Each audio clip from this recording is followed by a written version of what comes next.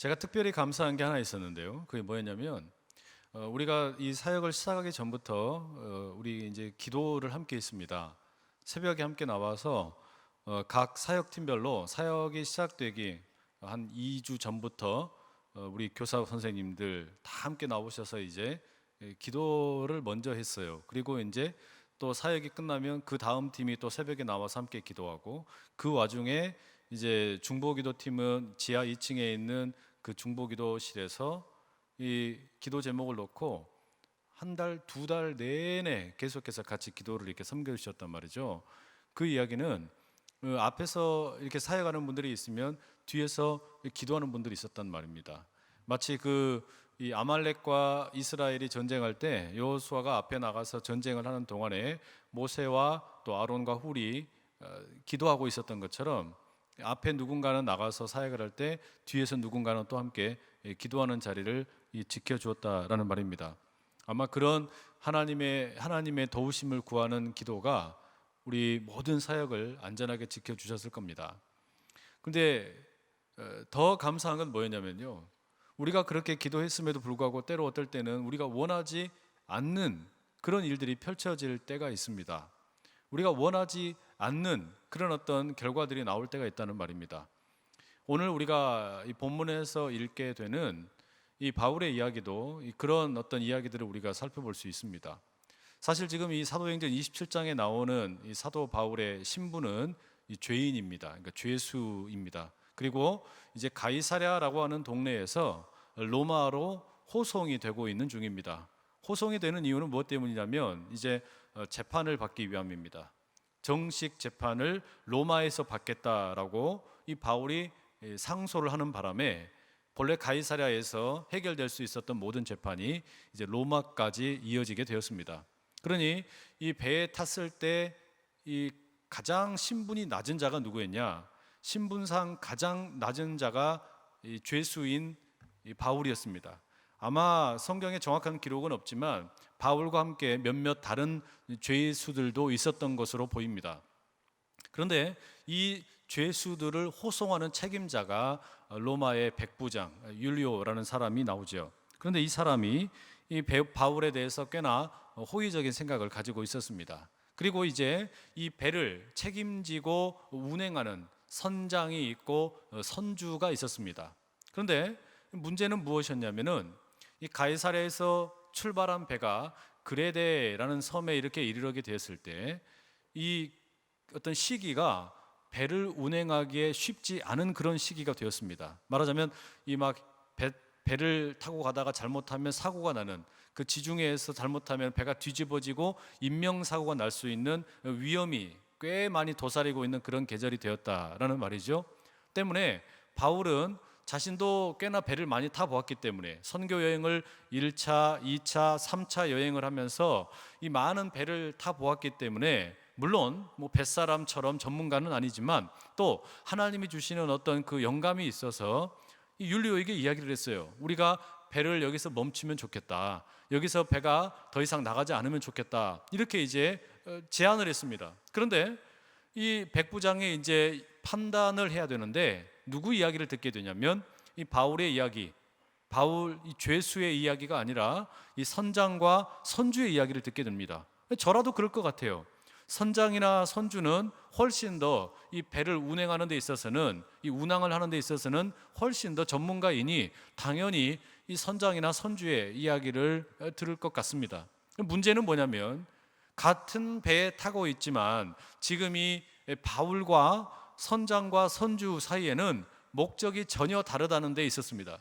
바울은 비록 죄수였지만 그가 가지고 있던 목적은 지금 이제 로마에 가서 심지어는 이 로마의 황제인 카이사르에게까지 복음을 전하기 원하는 그런 어떤 바람이 있었습니다. 반면에 이 선장과 선주의 목적은 무엇이냐면 지금 이 시기가 어떤 그 날씨가 좋지 않고 또 곡물 같은 것들이 이 어떤 어떤 뭐랄까요, 이렇게 운송이 되지 않는 시기이기 때문에 위험을 무릅쓰고라도 이 가이사랴에서부터 시작을 해서 그레데를 거쳐서 이 곡물들을 가지고 가면 이 로마에서 비싼 값에 이 곡물들을 팔 수가 있습니다.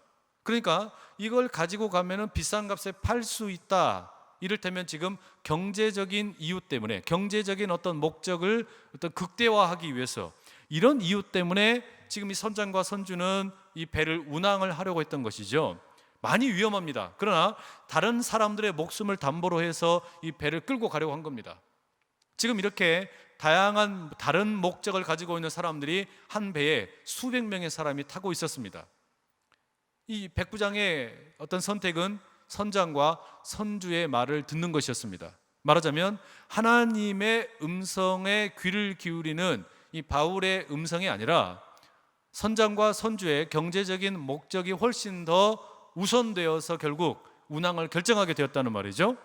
그리고 이제 우리가 이 배를 운행하는 게 좋겠다라고 결정을 한 다음에 오늘 우리가 읽은 본문 이 13절이 시작합니다. 13절에 첫 번째 표현이 뭐라고 되어 있냐면 남풍이 순하게 불매, 이렇게 되어 있습니다. 남풍이 순하게 불매. 여러분, 이 말은 지금 선장과 선주의 말을 뒷받침해주는 어떤 지금 기상 상황이 되었다는 이야기입니다. 배를 운행을 해도 아무런 문제가 되지 않을 만큼 순풍이 불어줬다는 이야기죠. 그러니까 이 선장과 선주의 판단이 옳게 된 겁니다. 그래서 얼씨구나, 너무 잘 됐다라는 생각으로 출발해가지고 이 배를 운항을 시작한 겁니다. 누가 봐도 잘 되었다고 생각을 했어요. 그리고 이제는 로마에 가서 야, 우리가 이 곡식을 팔면, 우리가 어떤 중개 무역을 하면 어마어마한 돈을 벌 수 있겠다, 그런 기대감을 가지고 이 사람들 사이에 희망이 있었다는 이야기예요. 잘 될 수 있겠다는 어떤 기대가 있었다는 말입니다. 그 배 안에 상당히 높은 어떤 그 소망, 돈을 벌 수 있다, 이 돈을 가지고 뭐 가족들에게 좋은 것도 사줄 수 있고, 내가 또 뭐 술도 마실 수 있고, 내가 뭐 원하는 사람들과 만나서 데이트도 할 수 있고, 여러 가지 다양한 일들을 할 수 있겠구나, 뭐 그런 생각들이 사람들에게 가득했습니다. 이때까지는 이 사람들의 판단이 옳은 것처럼 보였습니다. 이 순풍이 불 때에는, 남풍이 불 때에는 야, 잘 됐다, 우리 판단이 옳았다, 잘 됐다 라고 생각을 했습니다. 그러나 여러분, 이게 세상 지혜의 한계입니다. 자기들 나름 어떤 안전을 도모한다고 이 그레데 섬에 연안을 타고, 그러니까 바다 멀리 운행을 하는 게 아니라 이 섬 근처에 연안에 조금 이 가까이에서 배를 운항을 하고 있었습니다. 그런데 베닉스라는 곳을 지나가고 있던 즈음에 갑자기 바람이 돌변하는 겁니다. 지금까지 남풍이 순하게 불어오고 있었는데 방향이 완전히 바뀌어버린 거예요. 유라굴로라는 광풍이 불었다고 말합니다. 그런데 유라굴로라는 말의 뜻이 뭐냐면 북동풍이라는 뜻이랍니다. 남풍이 불어서 잘 내려가고 있었는데 느닷없이 북동풍으로 가게 된 겁니다. 여러분, 그 지중해 지도를 한번 쫙 펴서 보시면 지금 이 이스라엘 그 어떤 팔레스타인 쪽에서 로마 쪽으로 가려면 서쪽으로 가야 돼요. 남풍이 불어줘야 됩니다. 남서풍이 불어줘야 됩니다. 그런데 바람이 지금 거꾸로 부는 바람이 불어버린 거예요. 북동풍이 불어버리는 거예요. 그러니 여러분, 지금 배가 가던 어떤 길에서 낭패를 만난 겁니다. 생각지도 않았던 일이 벌어지는 거죠. 그런데 이 바람이 그냥 좀 살살 부는 그런 북동풍이라면 헤쳐나갈 수 있었을 텐데, 문제는 뭐냐면 이 바람이 광풍이에요. 미친 바람입니다. 광풍이에요. 광풍. 크레이지, 완전 미친 바람이 얼마나 세게 불었는지 결국 여러분, 이 배가 더 이상 나가지 못할 만큼 험악한 일이 생겨나고 말았습니다. 이 섬에 가까이에서 이제 가면서 어떻게 하면 우리가 살 수 있을까? 배가 막 곧 부서질 것 같은데 이 선장과 선원들은 본능적으로 아는 겁니다. 야, 이거 보통 바람 아니다, 이거 이대로 가다가는 배 다 부서지겠다. 그러면서 17절에 보면 뭐라고 말하냐면요, 스르디스라는 것에 걸리지 않도록 조심하자. 17절에 보면 그런 표현이 나옵니다. 이 스르디스가 뭐냐면 이 모래톱입니다. 모래톱. 그러니까 배가 혹시라도 그 연안 가운데 모래톱에 걸려가지고 이러지도 저러지도 못하면서 이제 막 좌우에서 파도가 막 내리치고 바람 불고 이러다가 완전히 그냥 표류할까봐 이게 걱정이 되는 겁니다. 자, 이렇게 이제 모래톱에 걸릴까봐 걱정이 되니까 어떻게 해야 돼요? 상식적으로 생각을 해보니까 어떻게 됩니까? 모래톱에 배가 걸릴 수 있다는 것은 지금 이 배 밑바닥과 어떤 그 이 바다의 그 어떤 그 해저에 닿아버린다는 이야기잖아요. 이게 닿지 않으려면 어떻게 해야 됩니까? 배의 무게가 가벼워져야 되겠죠. 배의 무게가 가벼워져야 되니까 그때부터 이제 어떻게 하냐면 자기들이 애지중지하고 있는 것들을 다 버립니다. 처음에는 연장을 버리고, 그래도 이게 안 되는 거예요. 그래도 이게 지금 배가 위태위태한 겁니다. 그러니까 어떻게 하냐? 두 번째는 이제 이거 팔아가지고 돈 벌려고 생각했던 거, 곡식 더미를 다 버립니다. 이 짐을 다 버려버리는 거예요. 무역을 하기 위해서 준비해왔던 짐들 다 버려버립니다. 그런데도 이렇게 짐을 버렸음에도 불구하고 배의 무게가 가벼워지지를 않습니다. 그래서 마지막에는 무엇까지 버리냐면 항해에 필요한 도구들까지 다 버려버립니다. 그러니까 여러분, 이제 사실상 자포자기나 마찬가지인 상황이 벌어진 겁니다. 남풍이 불어올 때, 야, 바람 분다, 바람이 잘 분다, 내가 한 선택이 맞았구나, 내가 선택한 이 길이 맞았구나, 내가 원한 길로 이렇게 잘 가는구나, 넓은 길로, 순탄한 길로 잘 가는구나, 기대가 충만했는데 얼마 가지 못해가지고 유라굴로가 불어오고 북동풍이 불어오면서 배가 난파의 위기에 빠집니다. 그러자 여러분 어떻게 하는 겁니까? 살아가기 위해서 필요한 도구, 배를 운행하기 위해서 필요한 마지막 그 어떤 희망과 같은 운항을 위해서 필요한 도구까지 다 버려버린 겁니다. 여러분, 나침반이 없던 시대이지 않습니까? 이 성경의 시대 가운데 무슨 나침반이 있었겠어요? 이때 이 어떤 그 운항을 하는 사람들, 선원들이 방향을 확인하는 길은 딱 하나밖에 없었거든요. 그게 뭐냐면 이 해나 달이나 별, 이 별자리를 보면서 지금 우리가 어디쯤 왔나, 위치가 어디쯤인가, 북극성을 보면서 위치를 확인하는 겁니다. 그래야 되겠죠. 그런데 설상가성으로 어떻게 되는 겁니까? 지금 별도 볼 수 없을 만큼 하늘이 캄캄한 겁니다. 기가 막힐 노릇이, 기가 막힐 노릇이.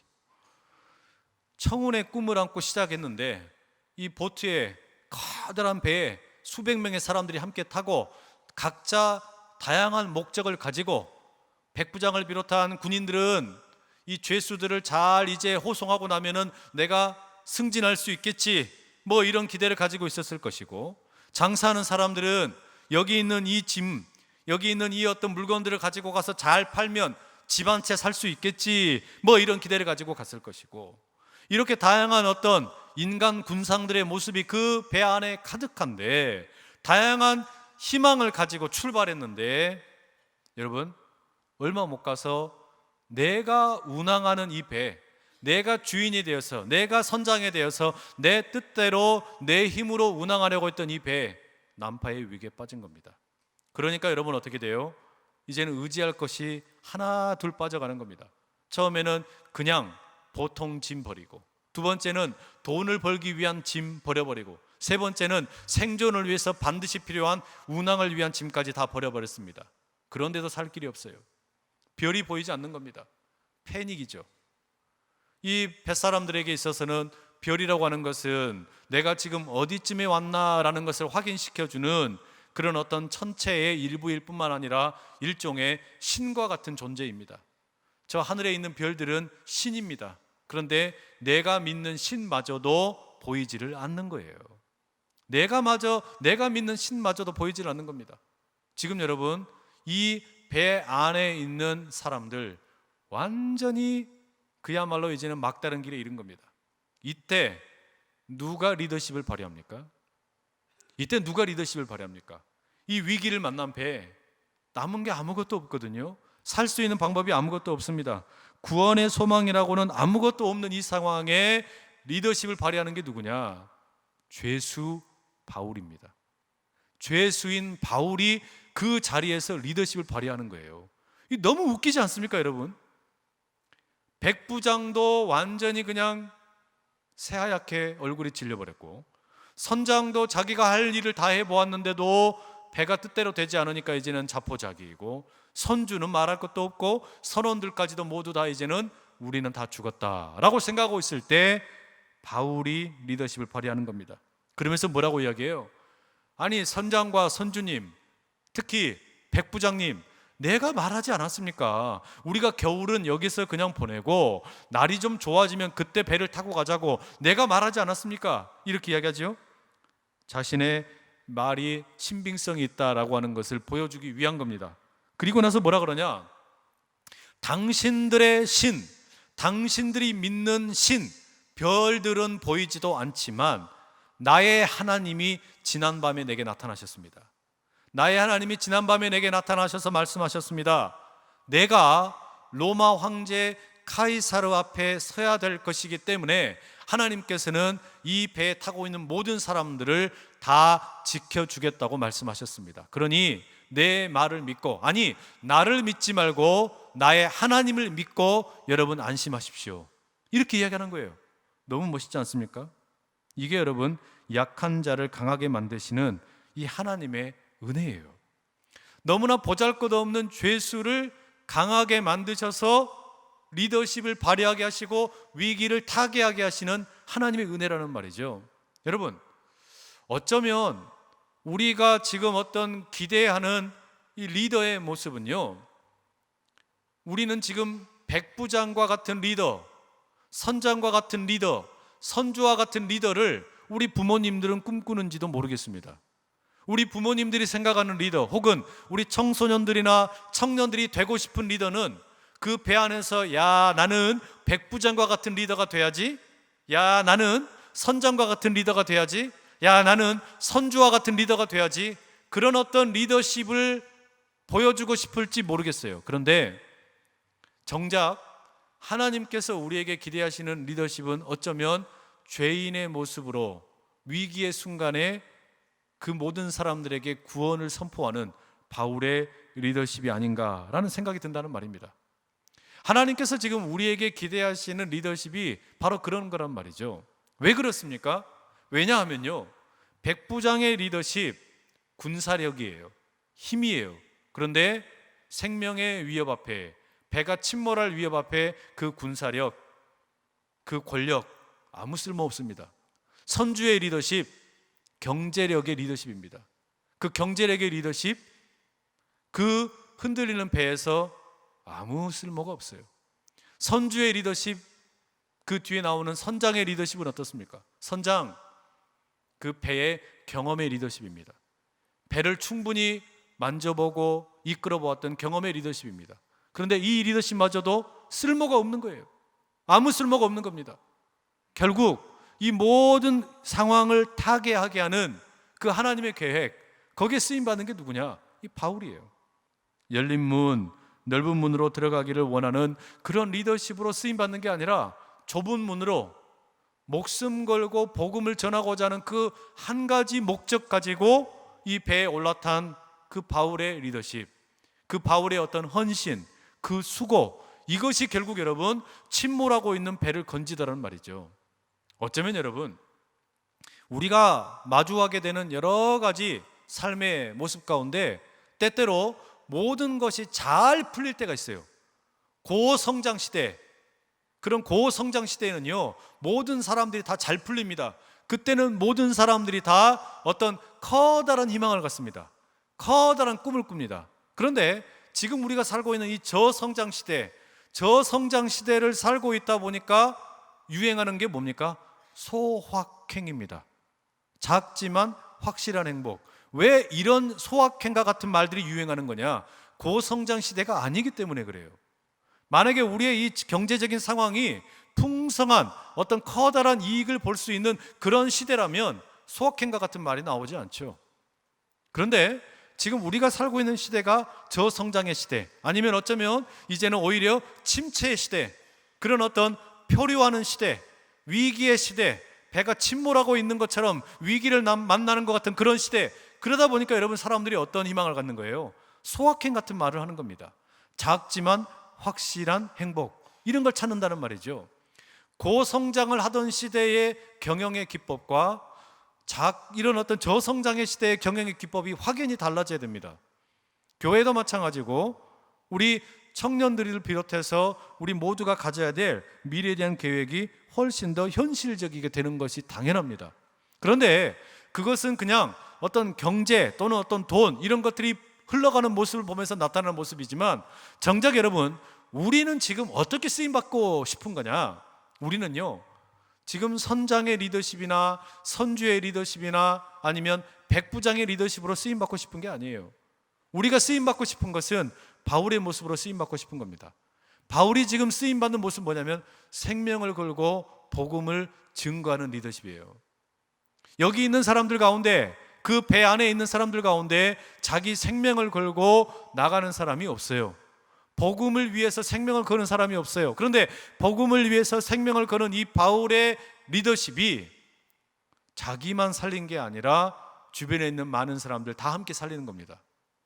생명을 걸고 복음을 전하고자 하는, 복음을 따라서 하나님 나라의 복음을 선포하고 그대로 살아보고자 하는, 거기에다 모든 것을 투신하고자 하는 이 바울을 통해서 바울만 산 게 아니라 주변에 있던 수백 명의 사람들이 함께 살았다는 이야기예요. 여러분, 어쩌면 지금 우리가 살고 있는 이 시대에 필요한 게 바로 그런 사람들입니다. 그런 사람들이에요. 복음의 정신, 복음을 따라서 내 삶 전체를 투신하겠다라고 하는 그런 사람들이 지금 필요하다는 이야기예요. 어물쩡 여기에도 발을 걸치고 저기에도 걸치고 살아가면서 이리저리 간보고 살아가는 인생이 아니라 복음에 내 인생 전부를 걸어보겠다라고 하는 그런 사람들이 결국 세상을 변화시키고 침몰하는 배를 살려내는 그런 위대한 삶을 살게 될 줄로 믿습니다. 여러분, 우리가 그 마음 가지고 이 여름 사역에 헌신하고 또 다가오는 가을 가운데 쓰임받고 우리 각자의 삶이 그렇게 귀하게 쓰임받을 수 있기를 축복합니다. 이번에 여름 사역 가운데 제가 가장 보람되다, 아니면 뭔가 좀 감사하다라고 느꼈던 것 중에 하나가 뭐냐면요, 실패 가운데에서의 감사였습니다.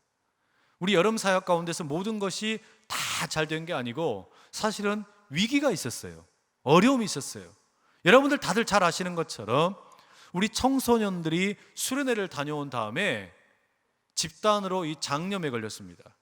그리고 수많은 아이들이 병원에 가서 입원을 하기도 하고 링거를 맞기도 하고 역학조사를 했습니다. 200여 명이 참석을 했는데 그 가운데 절반 넘는, 아마 거의 전체가 이렇게 병원에 가서 검사를 했어요. 갑자기 그냥 걱정이 되더란 말이죠. 조사를 한다 그러니까. 사실 여러분, 이 수련회를 준비하면서 제가 듣기로는 지금까지 우리 교회가 생긴 이래로 청소년이나 청년이나 수련회 장소 가운데 최고의 장소를 골라서 갔다 그러더라고요. 지금까지 갔던 모든 장소 가운데 제일 좋은 장소라고 홍보하고 그렇게 좋은 장소로 갔는데 이렇게 될 줄 누가 알았습니까? 저도 거기 가봤거든요. 다녀왔거든요. 그래 다녀온 다음에 저희 딸도 막 배가 아프다고 막 움켜쥐는데 그냥 당연히 한 번씩 물갈이 하는 건 줄 알고 그냥 그런가 보다 생각을 했는데 하나 둘 다 자빠지더니 막 애들이 입원을 하는 겁니다. 그리고 막 이제 무슨 보건소에서 이렇게 와가지고 역학조사를 한다 그러고. 그런데 제가 겁이 났던 게 뭐였냐면, 사실은 겁이 났던 게 뭐였냐면 보험도 들어져 있고 다 돼 있는데 혹시 이 원인이 그 연수원에 어떤 잘못이 있는 게 아니라 우리 교회에서 제공한 무언가가 잘못돼 가지고, 우리 교회에서 학생들에게 제공한 어떤 음식이나 이런 게 잘못되어 가지고 탈이 났으면 어떻게 할까, 이게 너무너무 염려되더라고요. 그런데요, 제가 정말 감동했던 게 뭔 줄 아세요, 여러분? 이게 참 위기다, 문제다, 어려움이다, 안절부절, 담임 목사는 그렇게 안절부절하고 있는데 이 사랑의 병원의 의사 선생님이 그런 이야기를 했다는 겁니다. 이렇게 많은 아이들이 병원에 들락날락거리고 학부모님들이 함께 오는데 한 사람도 여기에 대해서 불평을 안 하더래요. 학부모들이 함께 와가지고 아이가 이렇게 아프니까 병원에 와가지고 입원시키기도 하고 주사를 맞기도 하고 검사하는 거 다 지켜볼 거 아닙니까? 그러면서 이 의사 선생님이 뭐라고 그러냐면, 야, 예수 믿는 사람들 정말 특이하네, 이렇게 이야기했다는 거예요. 왜냐하면 만약에 이런 일이 학교나 어떤 다른 기관에서 이런 식으로 집단 어떤 무슨 문제가 생기게 되면은 부모님들이 가만히 있지를 않는다는 겁니다. 부모님들이 막 여기에 대해서 막 난리를 치고 막 그냥 여기에 대해서 막 들고 일어나는데 이 의사 선생님이 아무리 봐도 이상하더라는 거예요. 야, 그러면서 뭐라 그러냐면 신앙의 힘이 위대하네. 신앙의 힘이 위대하네. 이러더라는 겁니다. 여러분, 이게 하나님 은혜라는 생각이 들었어요. 하나님 은혜라는 생각이 들었어요. 아, 우리 성도님들이 참 착하시구나. 한편으로는 그런 생각이 들면서 동시에 어떤 생각이 들었냐면 하나님께서 이런 식으로 하나님의 살아계심을 보여주시는구나. 그런 생각이 들더란 말이죠. 우리가 약해지니까 더 하나님 찾는 거예요. 약해지니까 더 하나님 찾고 기도하게 되는 겁니다. 문제가 생기니까 멀쩡하게 그냥 아무 문제 없이 그냥 이 여러분 사이가 다 끝났으면 내가 잘해서 잘 됐지, 내가 기도해서 잘 됐지 이랬을 텐데 문제 딱 생기고 나니까 오히려 더 기도하게 되더란 말이죠. 우리 청소년 담당하는 김주홍 목사님이 웬만해서는 표정의 변화가 없습니다. 거의 포카페이스예요. 긴장하는 것도 없고 늘 네 당당해요. 언제든지 당당하거든요. 그런데 이 아이들이 이렇게 아파가지고 병원 입원하는 일이 생기고 나니까 얼굴이 질렸더라고요. 얼굴이 새까만 분이 더 새까매졌어요. 얼마나 깜짝 놀랐는지 막 불쌍하더란 말이죠. 그냥 힘이 풀이 죽어가지고 어깨가 축 처져가지고 이러고 돌아다니는 거예요. 그런데 그러니까 어떻게 되는 겁니까? 기도할 수밖에 없잖아요. 기도할 수밖에 없잖아요. 하나님을 구할 수밖에 없잖아요. 이 일을 겪으면서 여름 사역을 우리가 보내고 또 우리가 어떤 다양한 이 신앙의 이름으로 하나님의 이름으로 우리가 이 사역을 할 때 그렇지, 때때로 우리가 원하지 않는 이런 일들이 만날 때 그래, 이게 하나님의 은혜에 오히려 더 드러나게 만드는 통로가 되는구나, 그런 생각이 들더란 말이죠. 여러분, 바라기는 약할 때 이런 어떤 문제를 만났을 때 오히려 더욱 강함이 드러나고 귀하게 쓰임받는 우리 모든 성도님들, 특히 우리 청소년들, 우리 청년들 다 될 수 있기를 축복합니다. 다음번에 군대에 위문 공연, 위문 위문 예배 뭐라고 불러야 돼요? 이거를 군 선교를 가거든 모두가 다 나 때문에 난리 났다고 고백할 수 있기를 바랍니다. 아멘하는 자에게 그대로 될지어다. 우리 하나님께서 여름 사역에 수고했던 모든 분들 등 토닥토닥 거려 주시면서 더 귀하게 축복해 주실 걸 믿고 함께 다 쓰임받는 복된 우리 다 되기를 축복합니다. 네, 기도하겠습니다. 사랑하는 아버지 하나님, 여름 사역 가운데 참 많은 분들이 땀 흘리고 수고하며 하나님께서 맡겨주신 영혼들을 섬겼습니다. 또 선교를 감당하고 여러 가지 다양한 모습으로 하나님께서 기뻐하시는 일에 우리 자신의 시간을 드리고 물질을 드리고 헌신하며 나갔습니다. 주님, 우리의 삶에 생명 걸고 복음을 위해서 헌신하면 바로 거기에 가장 놀라운 하나님의 은혜가 나타남을 믿고 나갑니다. 아버지 하나님이여, 우리에게 필요한 것이 백부장의 리더십, 선장의 리더십, 선주의 리더십 다 화려하고 멋있어 보였지만 정작 생명이 위기에 만났을 때 이 위기를 타개할 수 있는 것은 복음 붙들고 사는 바울밖에 없었습니다. 주여, 우리에게 이 생명의 리더십 가지고 달려감으로 인해 죽어가는 영혼들 살리는 하늘의 위대한 사람들 다 되게 하여 주시옵소서. 수고한 모든 이들 가운데 주님께서 친히 위로하시고 은총 더해 주시고 복 내려 주시옵소서. 거룩하신 예수 그리스도의 이름으로 기도드립니다. 아멘.